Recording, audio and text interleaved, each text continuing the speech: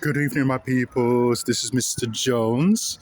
You are watching Momentum, Mr. Jones, and I welcome you to my channel and to today's conversation.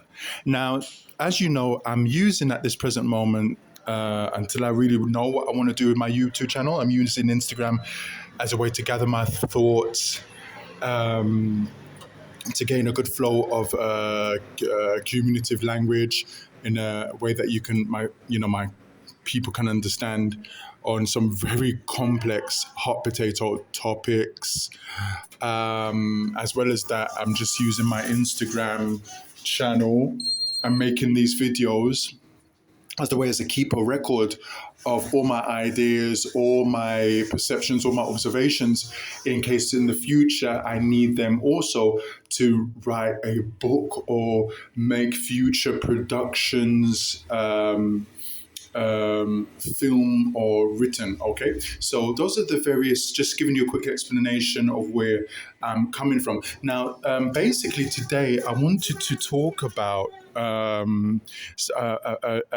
observation that is not based on any fact, but I really believe that when we see something and we build an idea around it, I think it's really worth really taking that into account and giving it some value, because I really think, even though sometimes our observations aren't based on any other fact, sometimes that's enough to start a conversation around until we get the facts and the statistics and numbers and the proof. Okay, so that's where I'm coming from at the moment. So basically, one thing I just wanted to share with you was I think it's a thought that crossed my mind today was I just really feel it's quite funny when we think of patriotism, I think it's called, when you are all for your country and what it represents, when you're all for your country and your country's number one, like the Americans, patriotic, isn't it?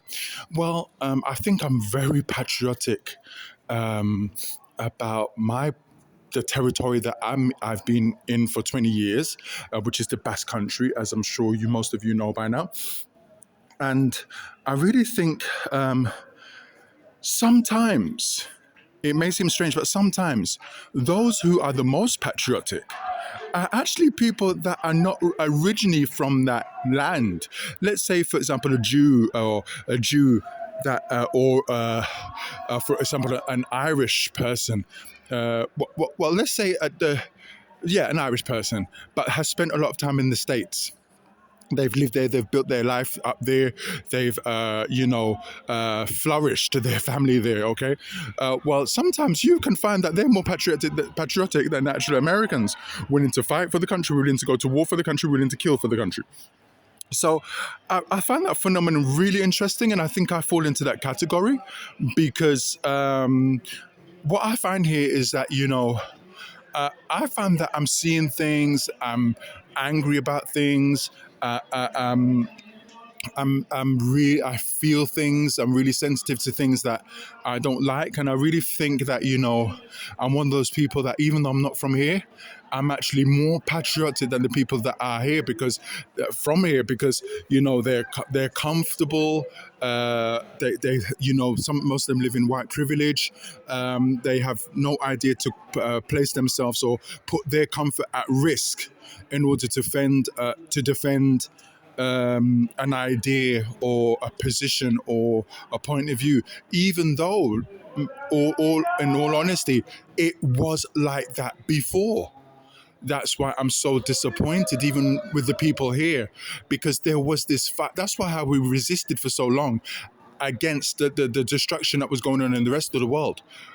Why it didn't happen here until 15 years later, was because there was this resistance, there was this fight, there was this zero tolerance to accept things that would destroy our society, or forgive me if I say our, but I feel included in that.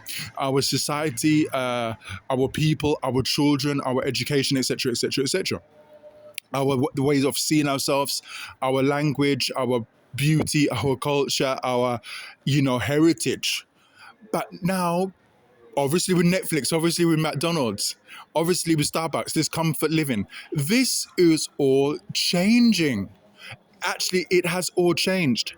And that's why I'm coming across as so angry, so depressed, so down, so disappointed, so frustrated, because that's how it's going down here. And I was stupid to think that we were able to resist forever. I should have known that we wouldn't have been able to resist forever. So a lot of this is my fault. But anyway, let's continue. So maybe one more example of, where, somebody, even though they're not from that place, can be actually, they can actually be more patriotic than the people from, that actual place is, for example, let's think about, an Indian, you know what I'm saying, that's living in Britain. You've heard some of them speak, and by the time they're finished, they think you think they're more British than the British because a lot of Margaret Thatcher's followers, they were actually Indian, and you know what I mean. They were going to put everything on the line to keep the British heritage and culture alive. It was the Indians a lot of the time, so I think that's really cool. And I think that's the way it should be. And that's the really, real example of, people who we should be letting into the country. People that really feel the country and really are doing everything to defend that culture and be a part of it and integrate in it. Okay. So anyway, basically, I do want to now get to the point where I'm going to tell you what today's topic is. So basically, one of my observations is, obviously referring to an aspect of the Basque culture. Okay. And what I want to talk about is the food that we could be possibly eating that is leading to a destruction of everybody in the world, but I'm focusing on the Basque, okay, especially the Basque youth. So let me explain. Let me just get into this. So basically,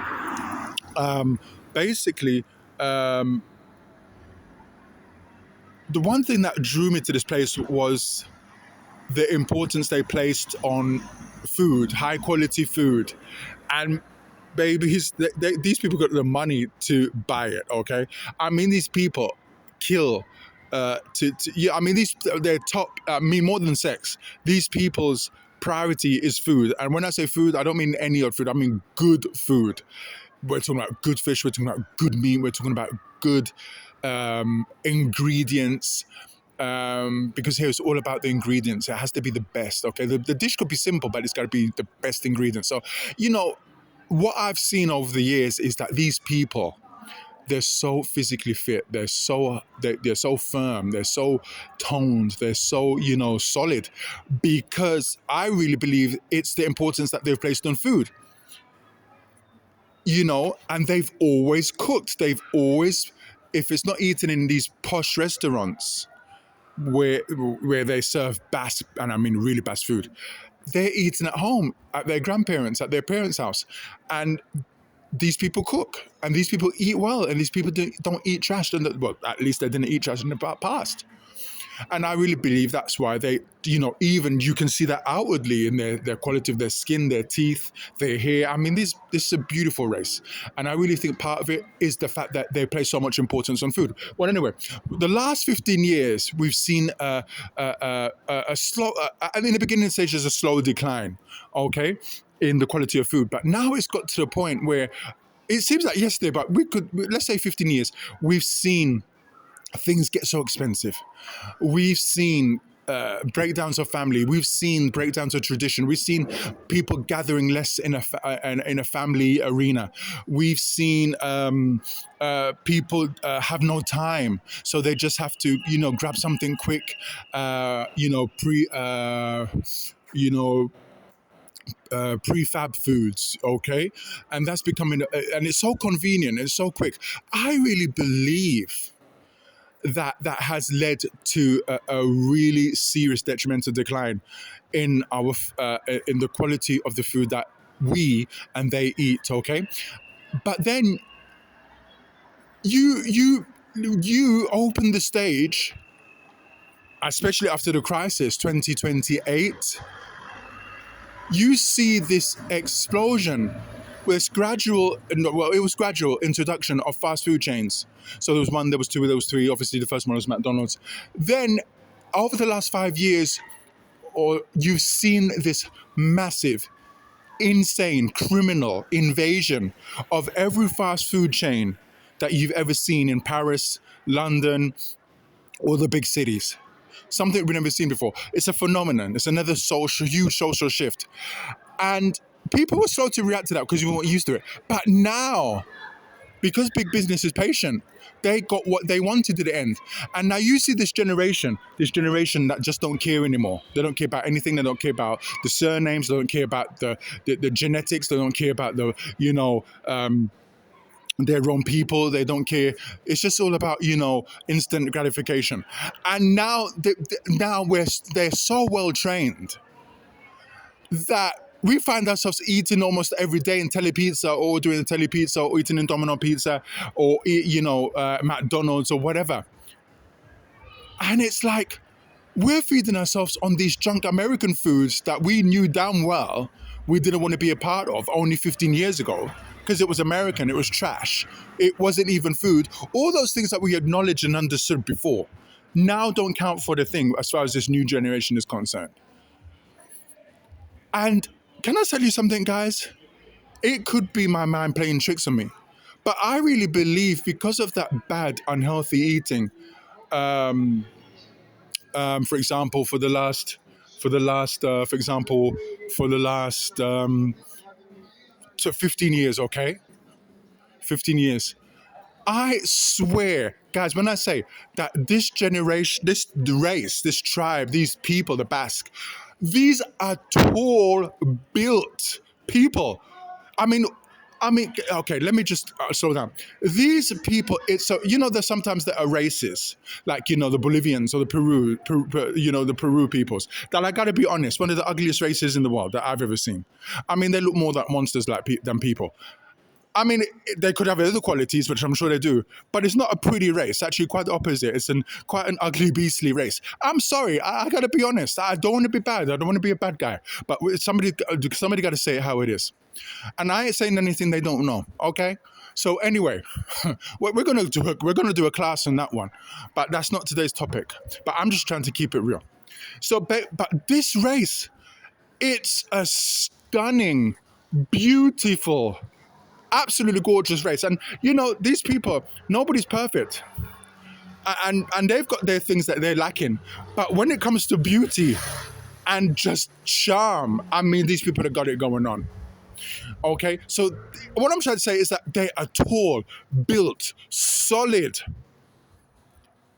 strong looking, built looking, firm looking race. Tall. Okay, focus on the word tall. The key word of the day today is tall. But now, because I'm just trying to make a link here. I don't know if I'm right, I don't know if I'm wrong, but I'm trying to make links. Now, maybe I need to give it 20 or 25 years, not only 15, okay? But my observations in my mind and my eyes, they're telling me that because of the food that we're eating, now what we're seeing is a race that's no longer strong or tall or firm or fit looking. I'm seeing a generation that are short, stout, stocky, fat, and flabby.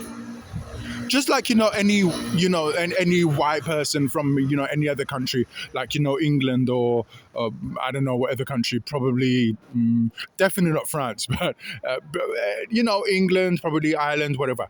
Just the normal average white person. You know what I mean? So basically, that's what I'm seeing. How am I not going to be terrified when I'm seeing that we are being attacked on this level, and we're falling into it, and we've been trained into it, and we're not resisting against it? This is scary. Everybody, well, not everybody, but I'm seeing a generation that I'm seeing things that I've never ever seen before. Okay, I'm seeing one of these things that I've never seen before, but I'm seeing now in abundance is people short, and I'm talking about unusually short, like midget short, slightly above midget short, and I'm also seeing flabby pink, really white, flabby, stocky, kind of really short, like scary short. just like a blob, you know what I mean, walking around. Oh my gosh, this be the consequences of the poison and the venom that we're sustaining ourselves on, that we've been fed for the last 15 years? I beg to answer the question, okay? Listen, I beg to ask the question, okay? So basically, I wanted to share that. I wanted to share that with my peoples. I wanted to share that with my public, okay? And I just hope this message or this question that we can talk about and discuss and debate reaches one person. I just need one person to listen to me. I just need one person to listen to me. But all I know, these new generation, they're skinny. They all look malnutrition. They all look like malnutrition. They all look like malnutrition. Skinny. You ask them how old they are. They tell you 16. I'm like, what? You look 12, okay? And or you ask them, 30. Now, sometimes it's a good thing, but something is weird going on. I'm telling you that, okay? Sometimes it can benefit you, because if I ask you how old you are, you say you're 30 and you look 20 or 19, maybe that's beneficial to you. But excuse me, I beg to ask the question, should a man look like a kid? You know what I mean? Should a man look like a man, or should a man look like a kid? You know what I mean? And half these people are not growing up the way they should. They're not looking like men. They're looking like boys forever. Now, obviously, we've been trained into thinking that's positive. But I beg to ask the question, is that really positive? Is that really positive? I mean, what kind of long-term impact is that going to have on us? You know what I'm saying? Class, listen, people. I'm saying something is wrong, and I'm saying that we will never, just like the internet and the porn and the AI, we will not know the consequences. We will not know the impact of all these evils on us until over a period of 50 years or longer. This is what we're talking about. I'm breaking something. I'm breaking something out into the open that we won't even know. That I'll be dead before that, for the the final conclusion becomes apparent to us. Okay, of the impact of what this all has done to us, our children, our generation, the race, the culture, the language, the physical features, the genetics, the generationals, the surnames, the 8 surnames. We won't know.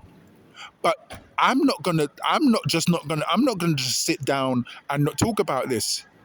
Okay, I'm standing up. Okay, even though I have to pay a price. You know what I'm saying?